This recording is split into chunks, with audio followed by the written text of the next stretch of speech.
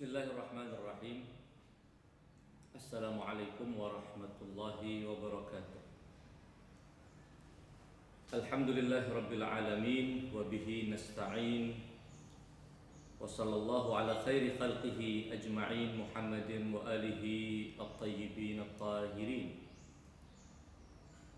Setelah pada pertemuan yang sebelumnya kita telah menyimak keterangan para ulama tentang kandungan global surat Al-Hujurat, bahwa surat Al-Hujurat adalah surat yang mengajarkan tata krama, sopan santun, dan adab Islami di dalam bermuamalah kepada Allah Subhanahu wa Ta'ala dan Rasul-Nya, sebagaimana juga mengajarkan adab yang harus dijalankan di tengah-tengah masyarakat oleh masing-masing anggota masyarakat.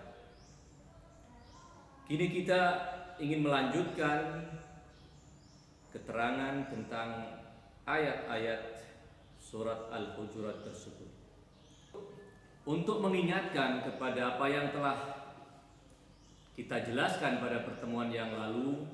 Saya ingin menambahkan keterangan yang ditulis oleh As-Sawi, penulis catatan pinggir kitab tafsir Al-Jalalain.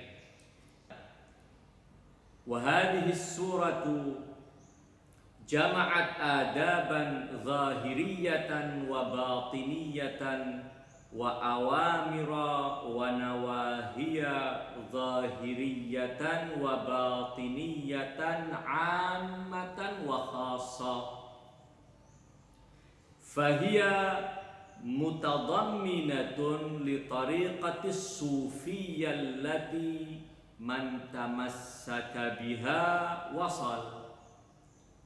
Surat ini telah merangkum adab-adab yang sifatnya zahir maupun batin, yang umum maupun yang khusus.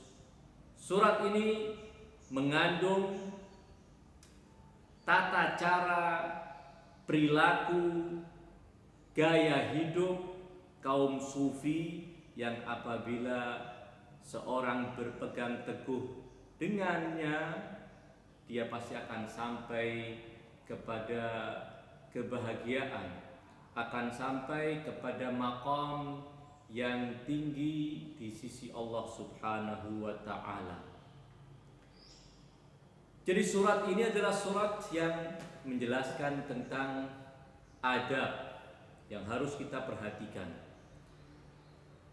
Kita akan mengawali dengan menyimak keterangan para ulama tentang 3 ayat pertama surat Al-Hujurat. A'udzu billahi samiil alim minasyaitonir la'inir rajim.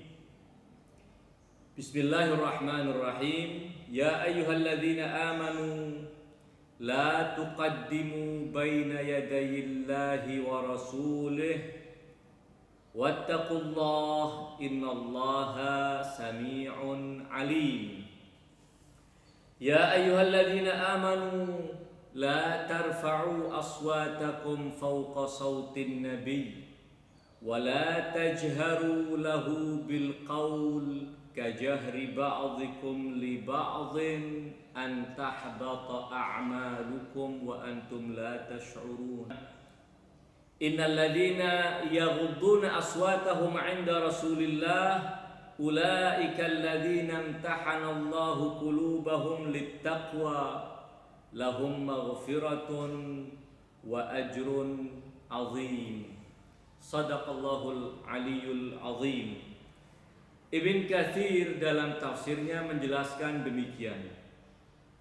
Hadhihi ayatun addaballahu ta'ala biha ibadahul mu'minina fima yu'amiluna bihi Rasulullah sallallahu alaihi wa alihi minat tauqiri wal ihtirami wat tabjili wal i'zam.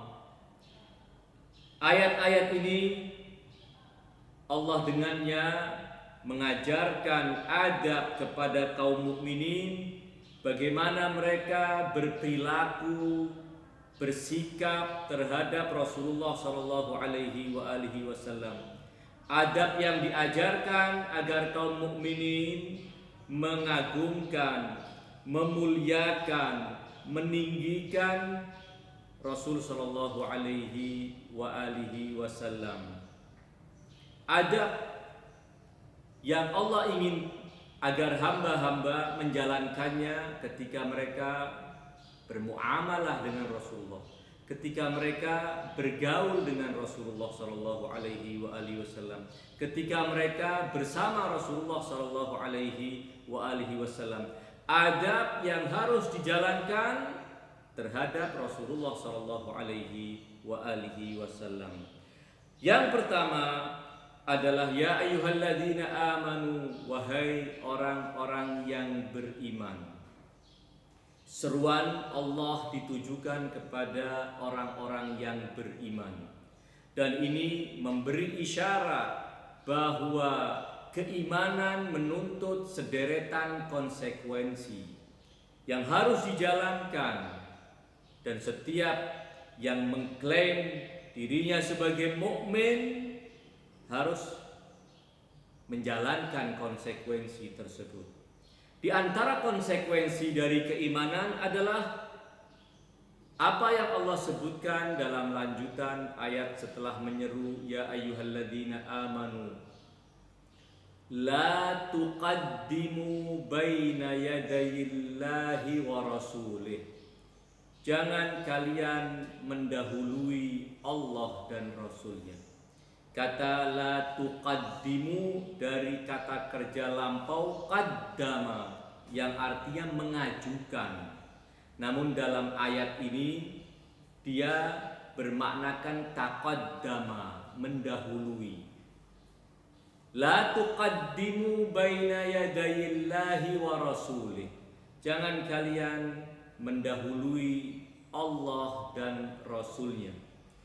Tentu penyebutan Rasul sallallahu alaihi wasallam di sini karena beliau adalah utusan Allah yang berbicara atas nama Allah, yang menyampaikan wahyu risalah Allah.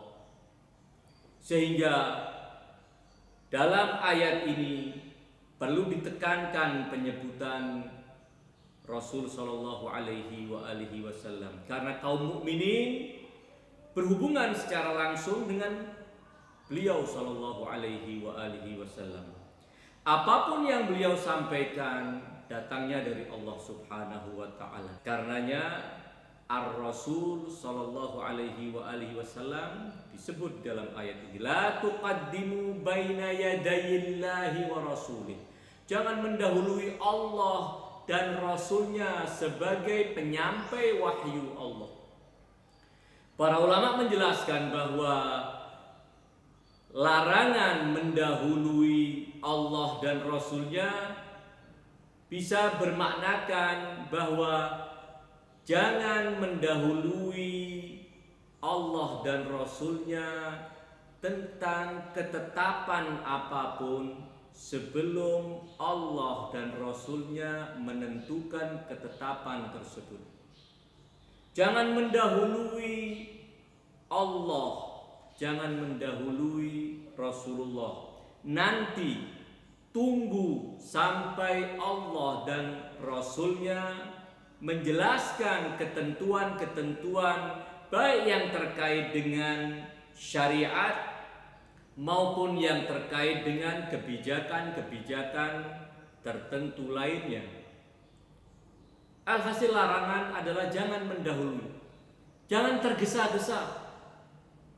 Seakan kalian menganggap bahwa Allah lalai, Rasulnya kurang tanggap, sehingga kalian yang mendahuluinya untuk menyampaikan sesuatu, untuk berpendapat tentang sesuatu. Dan yang kedua, larangan la tuqaddimu adalah jangan menyalahi ketetapan Allah dan Rasulnya. Ketika Allah melalui Rasulnya telah menetapkan sebuah ketetapan, jangan kalian lampaui ketetapan tersebut. Jangan kalian langgar ketetapan tersebut. Karena konsekuensi dari keimanan adalah taslim, pasrah, menerima dengan hati lapang apa yang ditetapkan oleh Allah melalui Rasulnya. La tuqaddimu baina yadayillahi wa rasulih. Ibn Katsir dalam tafsirnya menjelaskan demikian. La tusri'u fil asya'i baina yaday ay qablahu. Bal kunu taba'an lahu fi jami'il umur. Janganlah kalian tergesa-gesa dalam berbagai urusan sebelum ketetapan datang dari Allah melalui Rasulnya. Tetapi hendaknya kalian menjadi orang yang selalu mengikuti Nabi dalam semua urusan.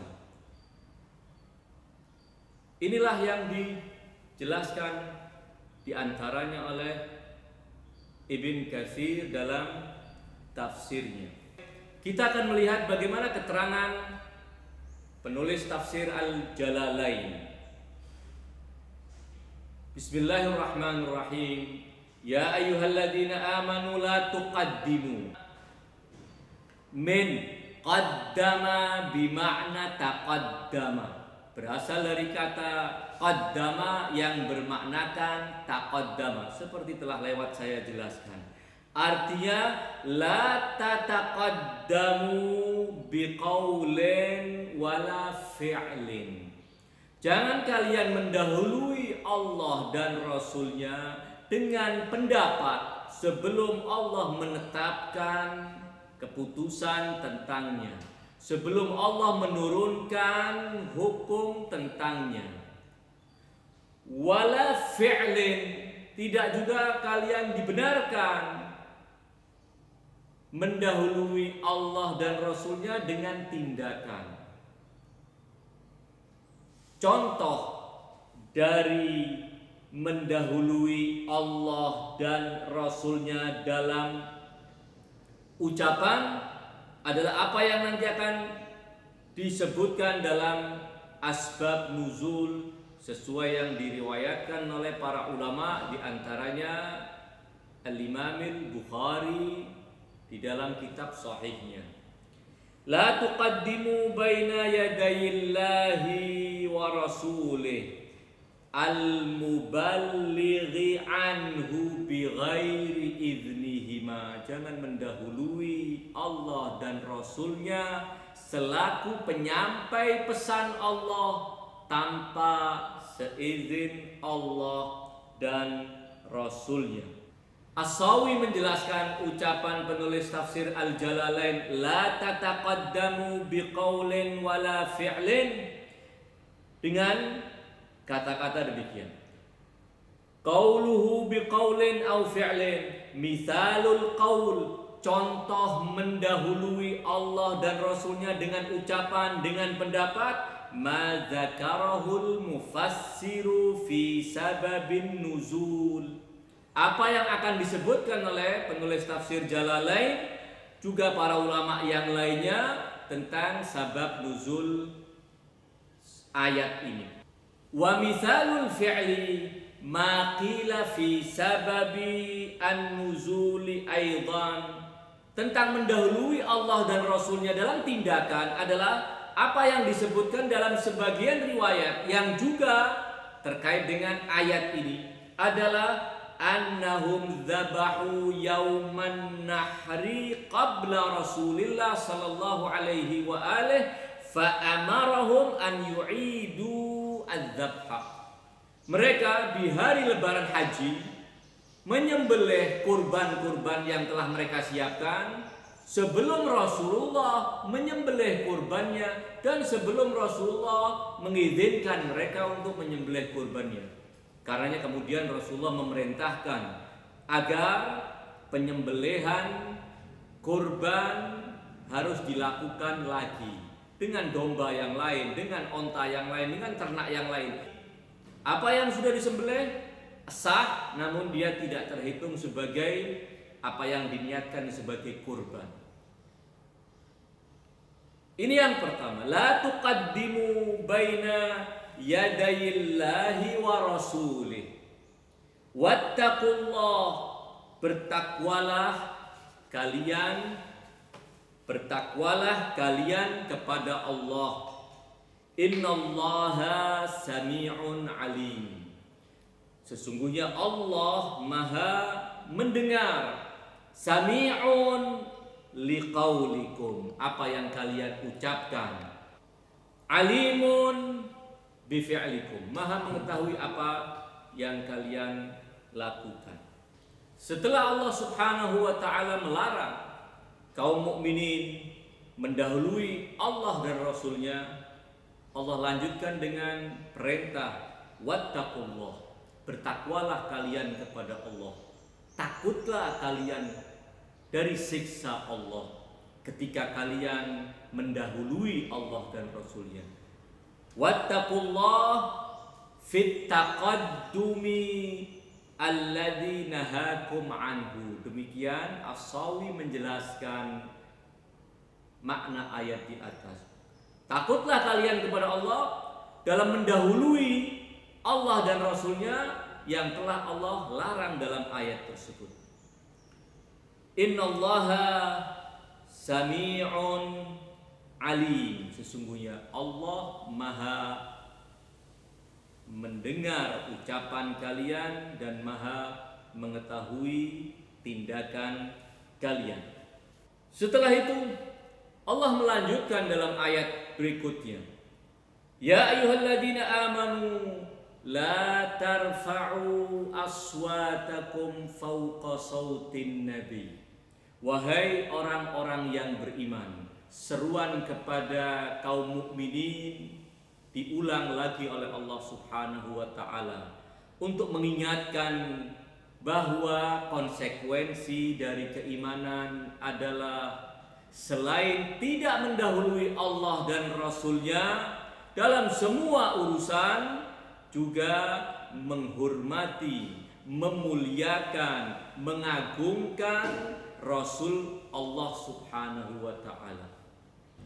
Wahai orang-orang yang beriman, la tarfa'u aswatakum fawqa sautin nabi. Jangan kalian meninggikan suara kalian melebihi suara Rasul. Ketika kalian berada di majlis yang di tengah-tengah majlis itu ada Rasulullah, jangan kalian meninggikan suara kalian melebihi suara Rasul. Ketika kalian berbicara dengan orang-orang di sekitar kalian, jangan dengan suara keras yang melebihi kerasnya suara Rasulullah Shallallahu Alaihi Wasallam. Namun justru harus sebaliknya, kalian harus memelankan suara kalian. Ini sebagai perintah untuk mengagungkan Rasulullah Shallallahu Alaihi Wasallam. Wala tajharu lahu bil qaul, dan ketika kalian berbicara dengan Rasulullah, jangan kalian berbicara dengan suara lantang seperti ketika kalian berbicara dengan teman-teman kalian. Yang sedang kalian ajak berbicara adalah utusan teragung Allah Subhanahu wa ta'ala, yang Allah muliakan. Karenanya kalian juga harus memuliakan, karenanya kalian juga harus mengagungkan. Dan salah satu dari pengagungan itu adalah kalian berkata-kata dengan beliau dengan suara pelan. Jangan melantangkan suara. Jadi ada dua larangan dalam ayat tersebut. Pertama, berbicara dengan suara keras di hadapan Rasulullah walaupun tidak sedang berbicara dengan Rasulullah. Yang kedua adalah jangan melantangkan suara kalian ketika kalian berbicara kepada Rasulullah Shallallahu Alaihi Wasallam. Para ulama menjelaskan demikian, bahwa orang yang berbicara keras di majelis Rasulullah, orang yang berbicara dengan suara keras terhadap Rasulullah, terkadang dengan niatan menghina Rasulullah, melecehkan Rasulullah, meruntuhkan kehormatan majelis Rasulullah, ingin menghinakan Rasulullah Shallallahu Alaihi Wasallam. Sengaja dia keraskan suara di hadapan Rasulullah supaya majelis Rasulullah hilang kehormatannya. Ketika berbicara dengan Rasulullah, sengaja mengeraskan suaranya dengan suara yang keras, ingin membuktikan bahwa dia ingin menghina Rasulullah Shallallahu Alaihi Wasallam. Para ulama bersepakat mengatakan bahwa apabila mengeraskan suara di hadapan Rasulullah, mengeraskan suara ketika berbicara dengan Rasulullah dengan tujuan tersebut, tidak diragukan bahwa pelakunya adalah kafir. Namun apabila ia melakukan itu tidak dengan niat untuk menghina Nabi, tidak dengan niat untuk merusak kehormatan majelis Nabi, entah karena apa, mungkin karena dia sedang jengkel dengan temannya, kemudian dia bersuara keras di hadapan Rasulullah, terjadi kegaduhan, adu mulut antara dia dengan temannya di hadapan Rasulullah, atau dia berbicara keras dengan Rasulullah, mungkin tidak dengan niat menghina, entah dengan niat apapun, maka untuk model yang kedua ini tetap ancaman Allah berlaku. Justru ancaman Allah pada ayat ini mengena orang yang mengeraskan suaranya di hadapan Rasulullah dan melantangkan suaranya ketika berbicara kepada Rasulullah. Justru ayat ini ancamannya kena kepada dia. Apa yang Allah ancamkan? Antahbata a'malukum wa antum la tash'urun. Larangan ini Allah ingatkan kalian dengan larangan ini agar amal-amal kalian tidak gugur. Karena apabila itu kalian lakukan, secara otomatis semua amalan kalian akan gugur. Wa antum la tash'urun. Sementara kamu tidak merasakan, tidak menyadari, tidak mengetahui bahwa amalan itu telah menggugurkan semua amal baik kalian, menjadikan semua amal baik kalian hangus, tidak lagi bernilai di hadapan Allah Subhanahu wa taala. Wa antum la tash'urun. Jadi walaupun tidak dengan niat menghinakan Rasulullah, kehormatan majelis Rasulullah harus diindahkan, harus dijaga. Kehormatan pribadi Rasulullah harus disanjung. Karena apabila tidak, ancaman dalam ayat ini jelas. Antahbata a'malukum wa antum la tash'urun. Kemudian setelahnya Allah Subhanahu wa taala memuji orang-orang yang menjaga adab dan sopan santun ketika berbicara dengan Rasulullah Shallallahu Alaihi Wasallam maupun ketika berbicara di hadapan Rasulullah Shallallahu Alaihi Wasallam. Innal ladina yaghudduna aswatahum 'inda Rasulillah. Sesungguhnya orang-orang yang melantangkan suara mereka di sisi Rasulullah ketika dia berbicara dengan orang lain di hadapan Rasulullah, di majelis yang ada Rasulullah di dalamnya, ketika dia berbicara kepada Rasulullah, memelangkan suaranya sebagai bukti sopan santun, sebagai bukti adab yang mulia, Allah puji perilaku yang demikian. Innal ladzina yaghudduna aswatahum 'inda Rasulillah ulaikal ladzina imtahanallahu qulubahum littaqwa. Mereka itulah orang-orang yang telah teruji hati mereka dengan ketakwaan. Hati mereka sudah terbukti memiliki ketakwaan kepada Allah Subhanahu wa taala. Ketakwaan adalah upaya keseriusan seorang untuk meletakkan dirinya dalam posisi aman dari murka Allah Subhanahu wa taala. Orang yang menyadari bahwa dia harus selalu meletakkan diri dalam posisi aman adalah orang yang punya ketakwaan dan hatinya telah teruji dengan ketakwaan. Innal ladzina yaghudduna aswatahum 'inda Rasulillah ulaika alladzina imtahanallahu qulubahum littaqwa. Kemudian Allah tutup ayat ketiga dengan janji mulia Allah, dengan janji agung Allah, janji yang sangat luar biasa. Lahum maghfiratun wa ajrun azim. Untuk mereka ada ampunan, maghfiratun wa ajrun azim, dan pahala yang agung. Para ulama menyebutkan pada kata maghfiratun, kenapa tidak ada alif lam? Dia berbentuk nakirah, ada tanwin, maghfiratun. Juga pada kata ajrun, juga pada kata azimun.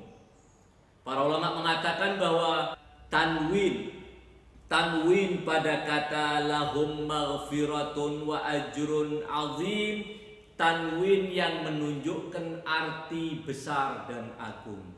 Artinya untuk mereka Allah telah berikan ampunan yang sangat luar biasa. Untuk mereka Allah telah siapkan pahala yang sangat luar biasa.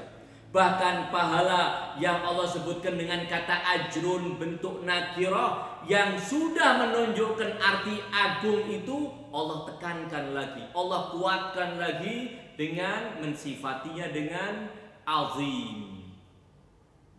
Lahum maghfiratun wa ajrun azim.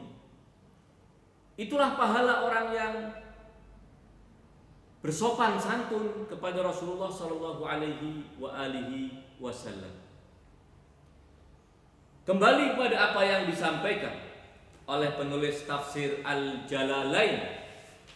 Beliau mengatakan demikian.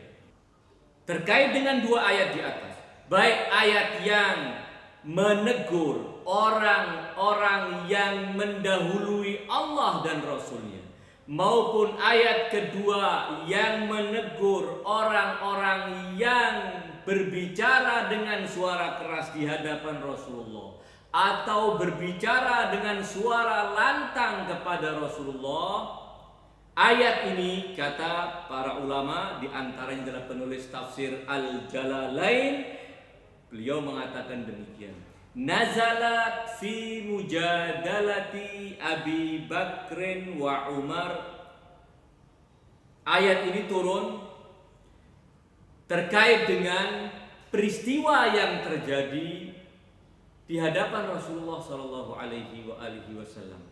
Sabab nuzul ayat ini adalah terkait dengan perdebatan, persengketaan antara Abu Bakar dan Umar di hadapan Rasulullah, sehingga suara keduanya mengeras dan menjadi kegaduhan di majelis Rasulullah sallallahu alaihi wasallam. Tentang kegaduhan suara yang diakibatkan oleh percekcokan antara keduanya, ayat kedua menunjuk kepada peristiwa itu. Terkait dengan usulan, terkait dengan permintaan Abu Bakar dan Umar sementara Rasul belum menetapkan, ayat pertama tertuju kepadanya. Jadi dua ayat ini turun untuk satu peristiwa.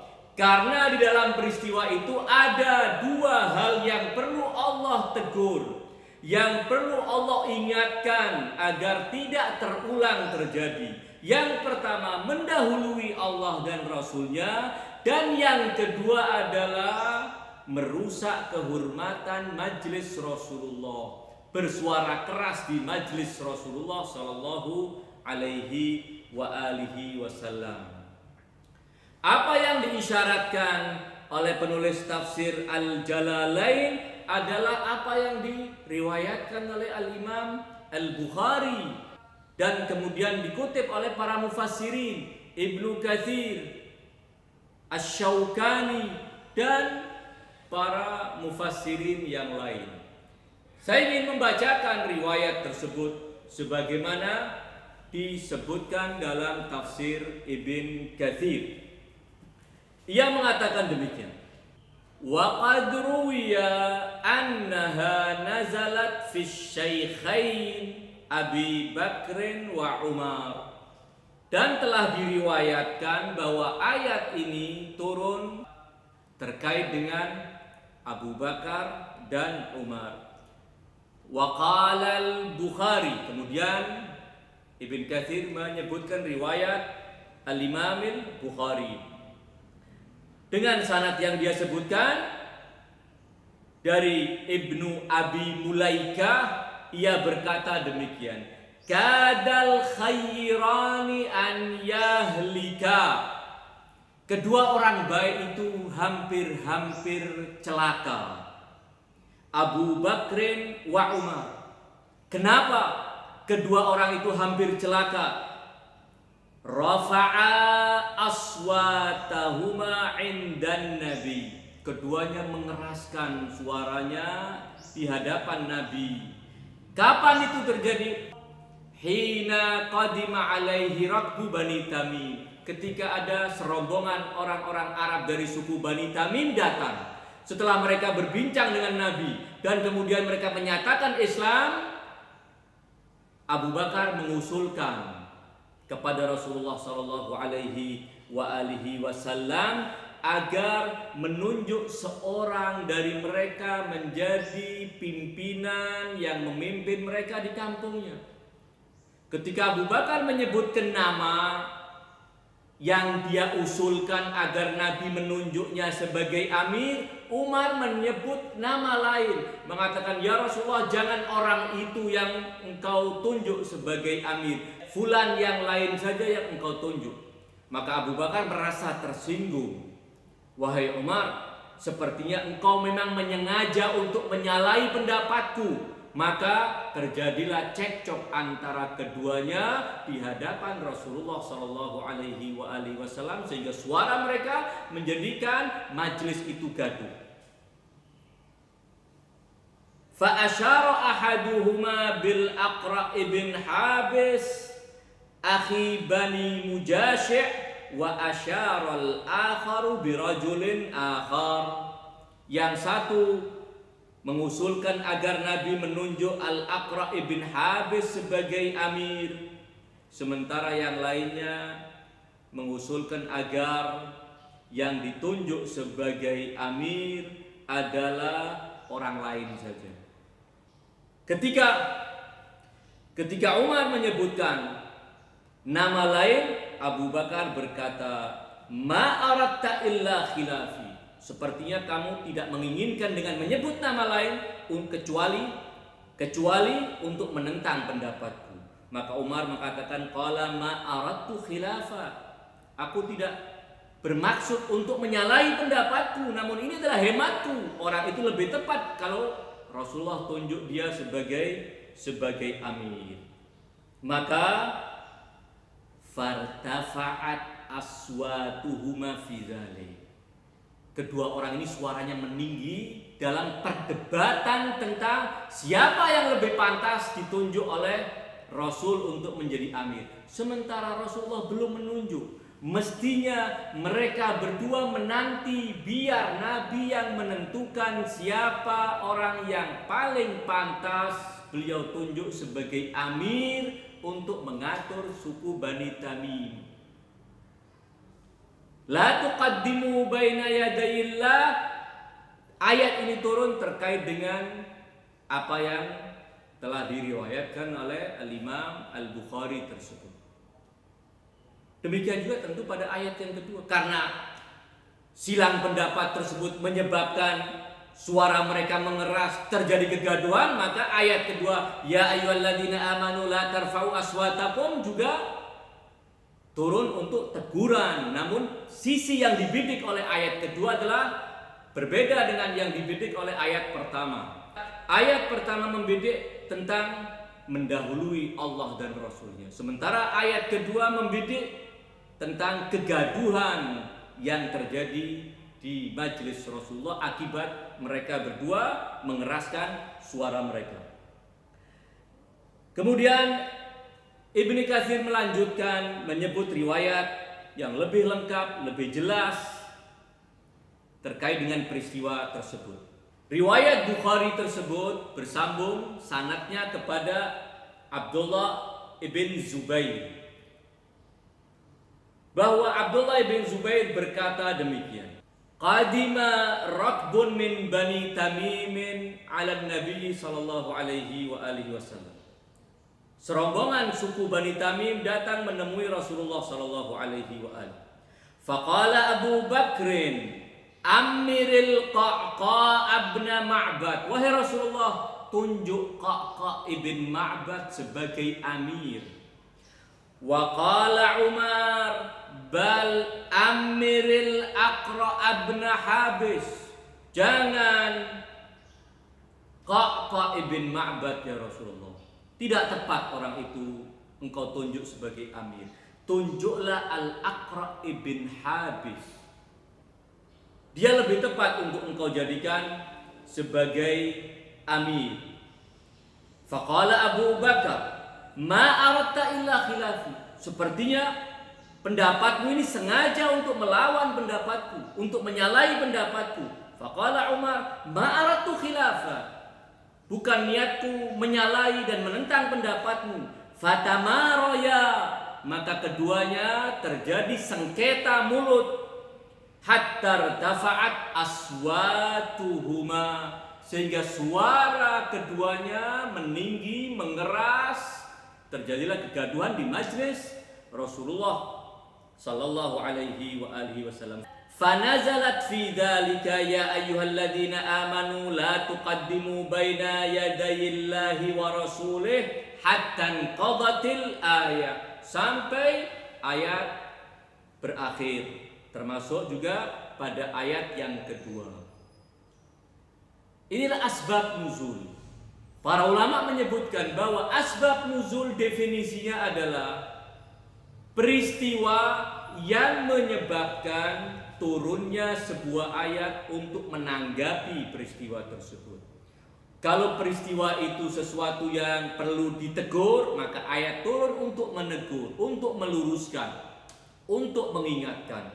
Kalau yang terjadi adalah peristiwa yang perlu diapresiasi, maka Allah menurunkan ayatnya untuk memuji pelakunya.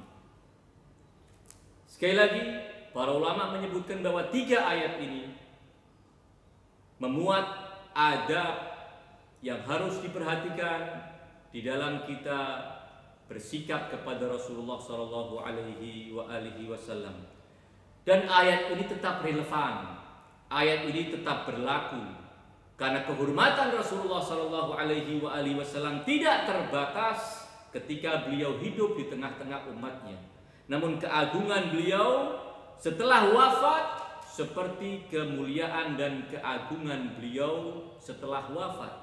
Kita pun dalam menghormati Nabi setelah beliau wafat dan tidak lagi di tengah-tengah kita, tetap harus mengedepankan adab yang ditekankan di dalam ayat-ayat tersebut.